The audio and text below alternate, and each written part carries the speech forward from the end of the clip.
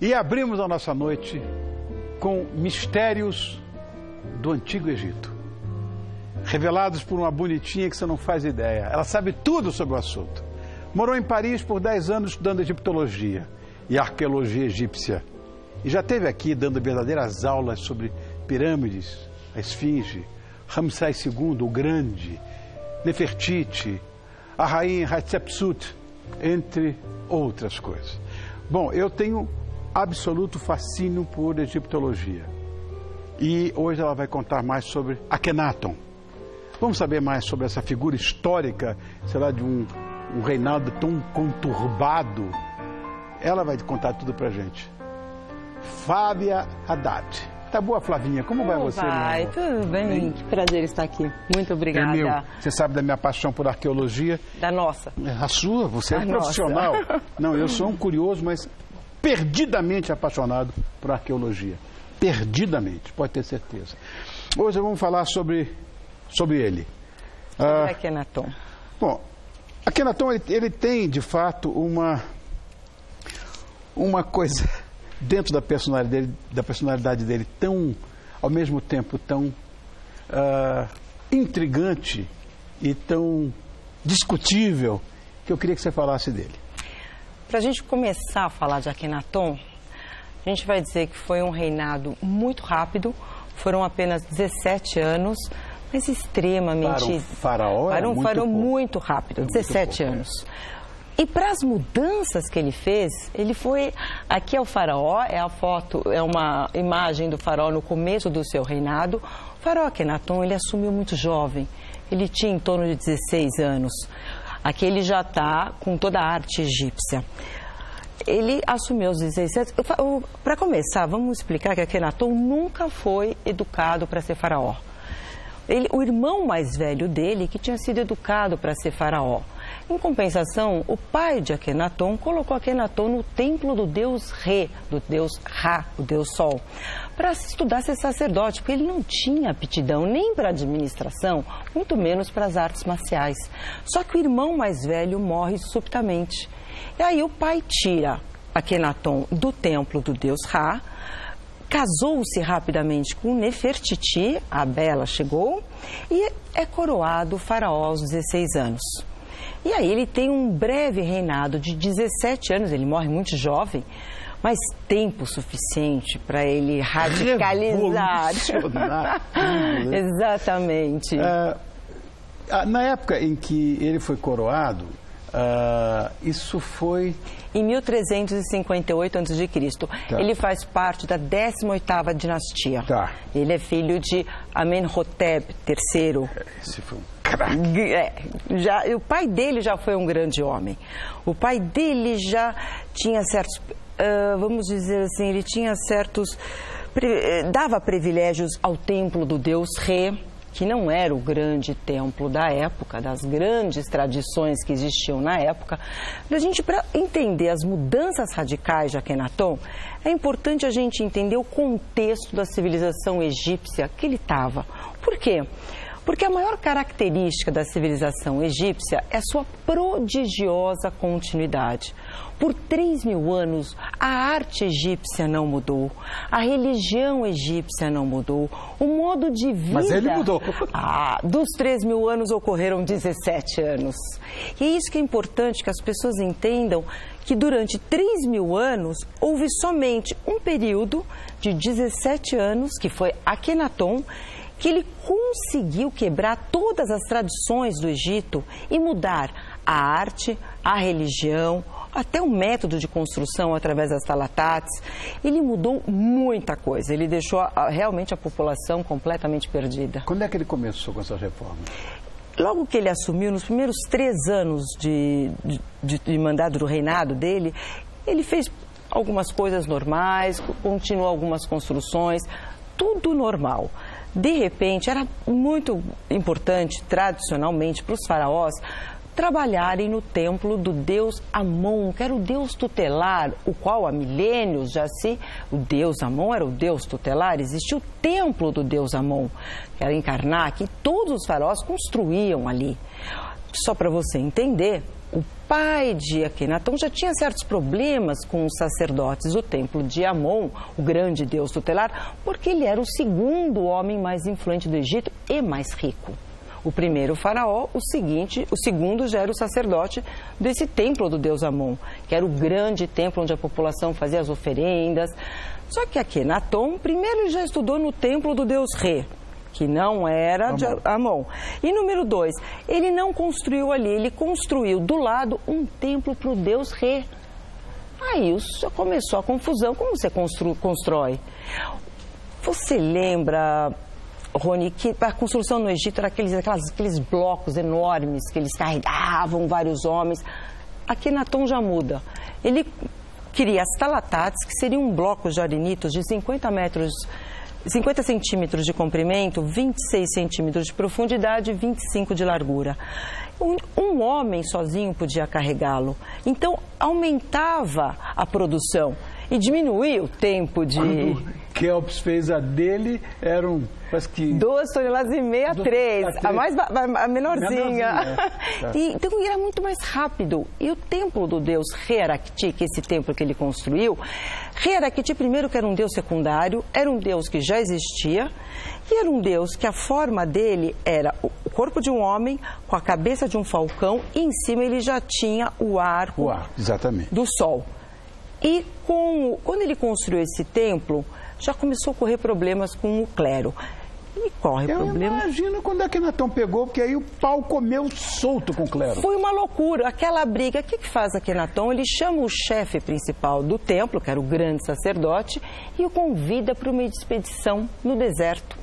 Ele foi, só que até hoje não voltou. Essa história do monoteísmo, né, numa época em que era que havia essa pluralidade de deuses, né? Era uma multiplicidade de deuses. Quando ele desapareceu com o grande sacerdote, que foi para essa expedição e não voltou, ele fecha o templo de Amon, fecha os outros templos, acaba com os sacerdotes, ele confisca toda a riqueza desses templos para si e impõe Aton, que nada mais é do que uma derivação do Re-Arakti, que era só o arco solar, o símbolo, com os raios, e no final dos raios tinha uma mão que carregava o Ankh, que era o símbolo da eternidade. Só que esse deus Aton deixava a população muito insegura. Por quê? A grande angústia do egípcio, e a grande angústia do ser humano, é a noite, é a morte e a vida após a morte. A religião egípcia abraçava a população dando explicações.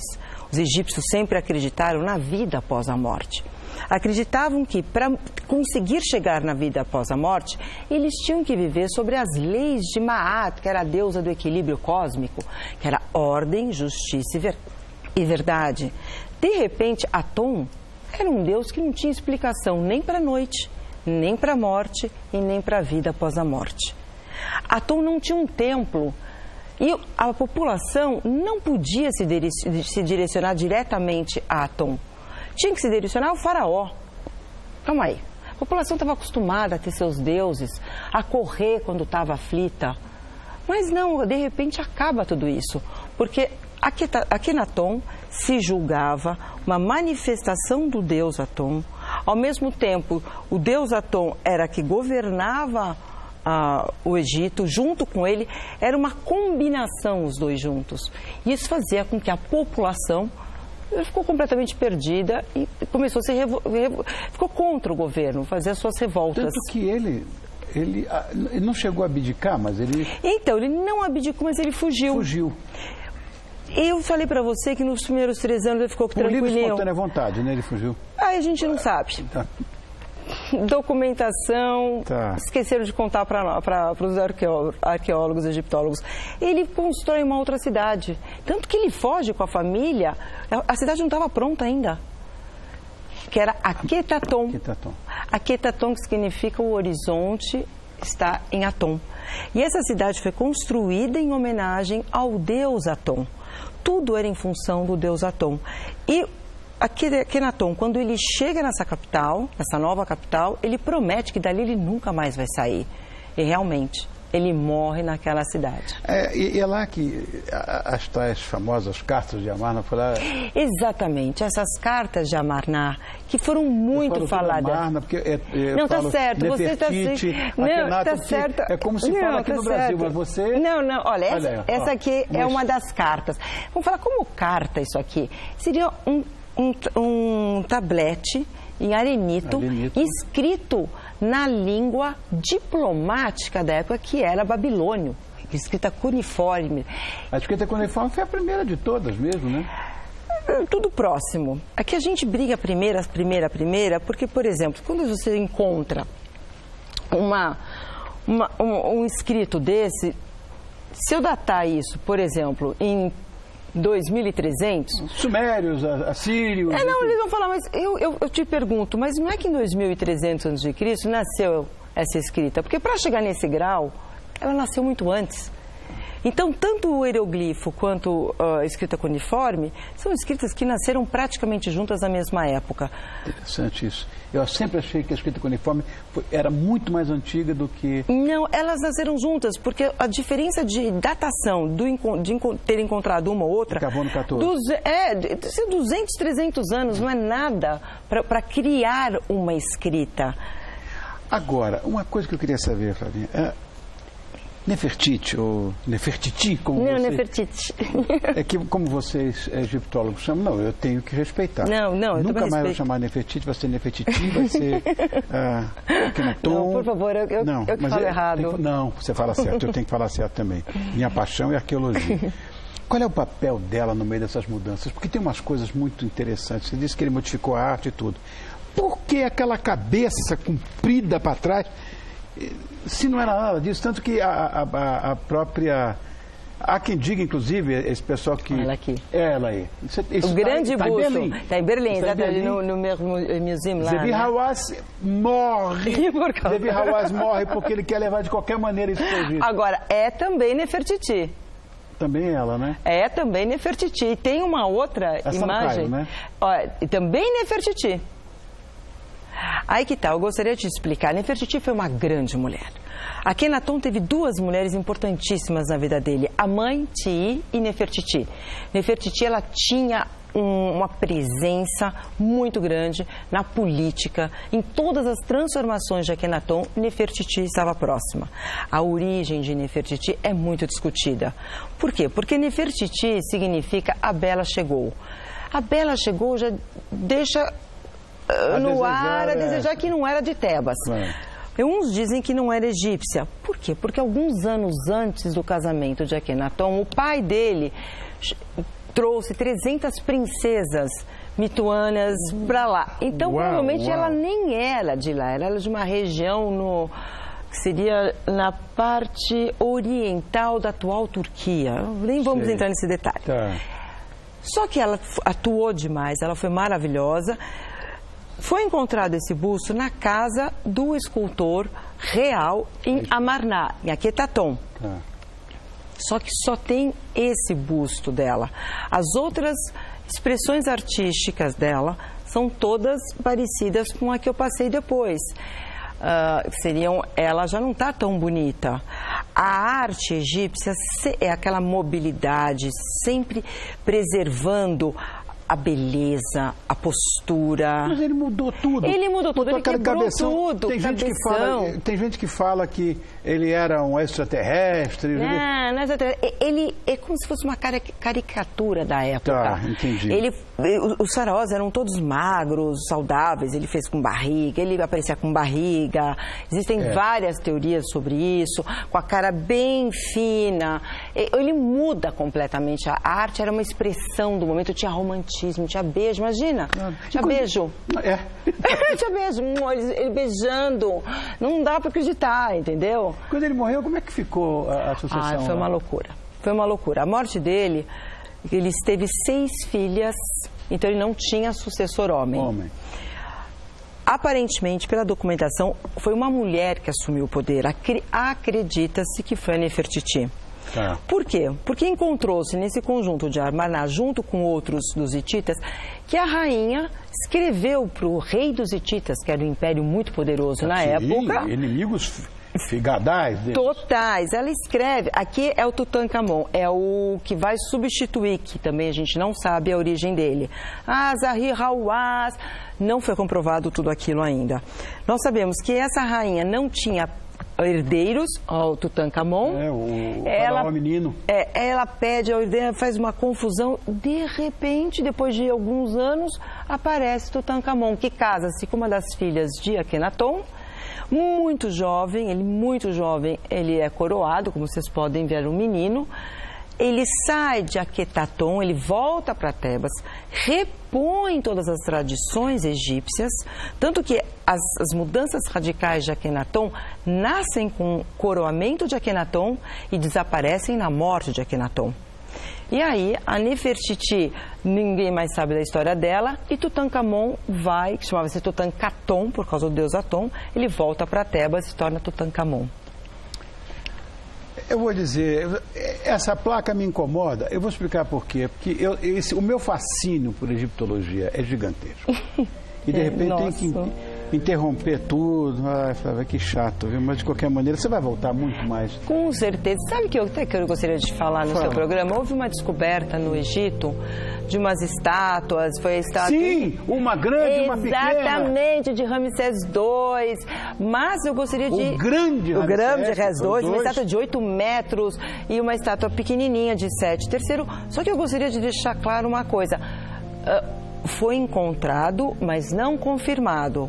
A documentação que eu recebi é que dentro dessa euforia, dessa alegria, nós temos que ter muita paciência para que não tenha sido uma réplica que encontraram. Foram um grupo de arqueólogos egípcios com alemães, se não me engano. Então, vai entrar em todo o trabalho de datação da peça, das duas, para a gente ter certeza que eram reais. Então, é importante a gente ter um pouco de calma. Na hora o que eram, o que não era. Vai ter todo o trabalho em cima pra gente saber. Aí você volta para falar. Mas com certeza eu ligo pra Carol e venho aqui contar. Fechadíssimo. Carol, se você não trouxer, deixa de ser minha filha. Mais uma vez, obrigado, Flavinha Haddad, pela sua... Eu que agradeço sempre, muito obrigada. Arqueóloga, egiptóloga. Você quer deixar algum recado? Olha, eu gostaria. Existem algumas coisas que estão acontecendo no Egito. Por exemplo, a gente sabe que a pirâmide de Quéops está tendo um trabalho muito grande sobre um novo quarto lá dentro. Eu vi o documentário. Exatamente, existe todo um trabalho. Foi realmente já encontrado uma coisa certa, eu não posso falar ainda, mas eu falei para a Carol que eu tendo a papelada, na confirmação, eu venho aqui te contar. Mas não deixa de fazer isso. Mas com certeza, porque é certeza que tem já a câmera, só a localização que é diferente. Obrigado.